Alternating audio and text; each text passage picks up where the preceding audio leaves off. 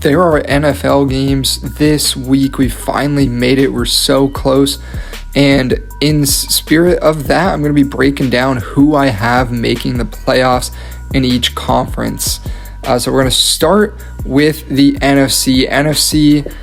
You have the Eagles, the defending Super Bowl champions. It feels like it's them and then everyone else. Like, it feels like a drop off there, and can anyone dethrone them this year? We'll see. But of course, in saying that, my number one seed in the conference, I do have the Philadelphia Eagles, just narrowly beating out the second and third place teams in this conference. The Eagles should be dominant once again. They're going to be great, and they should be towards the top, unless the NFC East curse catches up to them. That would change things up. But number two, I got the Rams sitting in there, a fairly easy schedule. I honestly think whoever ends up winning the NFC West gets the 2 or 3 seed because of the easier schedules that they're facing, and I have the Rams doing it in this scenario. So you got the two teams there that faced off in the divisional round last year as the 1 and 2 seeds. Now coming in at the 3 seed is the Tampa Bay Buccaneers, just narrowly missing out on both the 1 and the 2 seeds.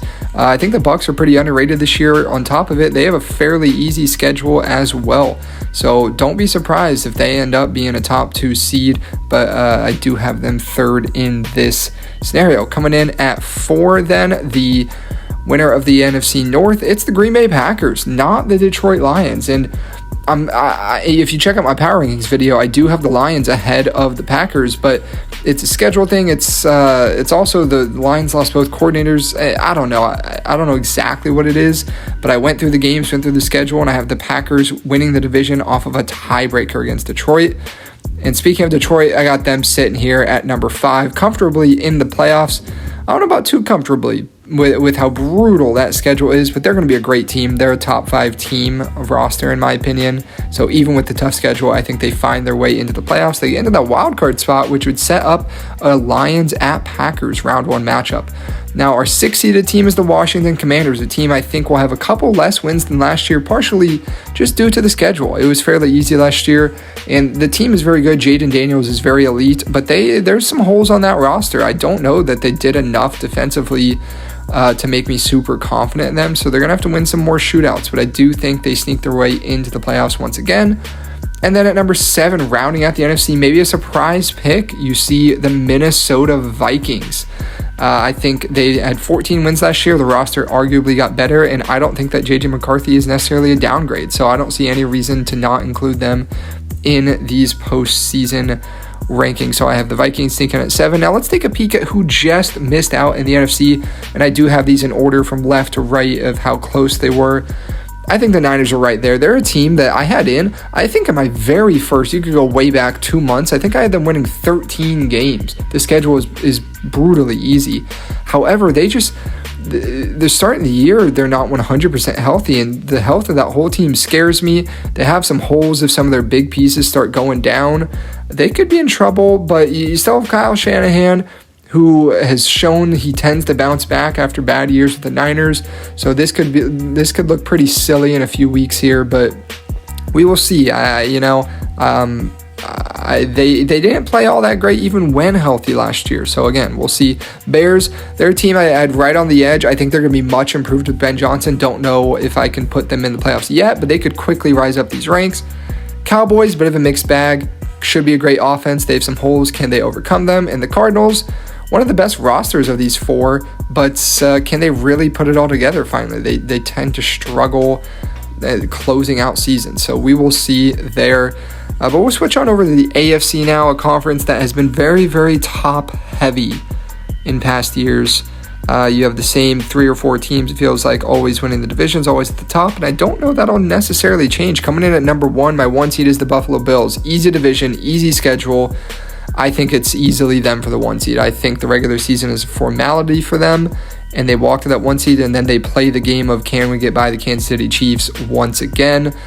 And we'll see. I think they very well could this year, but if you asked me last year, I probably would have said I thought they could as well. So It's going to matter come playoff time more than regular season here. Number 2, Baltimore Ravens. You could argue maybe swapping them here. Ravens have a tougher division to deal with, though, but I still like the Ravens to come out of that AFC North, and they grab the 2 seed. So, this is one of the best Ravens teams that they've had. And I mean, maybe under Lamar Jackson, this team is stacked from top to bottom. Receivers maybe slightly weak, but it's really not that big of a deal. It's a great team there, and I'd be a little surprised if they didn't win the division. Cincinnati would really have to figure out their defense if they were to jump the Ravens. So then we're talking about 3rd. You notice someone hasn't showed up yet. They're bound to show up. It's the Kansas City Chiefs. And, I feel like year after year, I'm the guy who's like, this is the year the Chargers are going to take over. This is this. Maybe it's just wishful thinking. But this year, I'm like, I'm not going to get beat by them. I'm going to actually take the Chiefs here to win the division.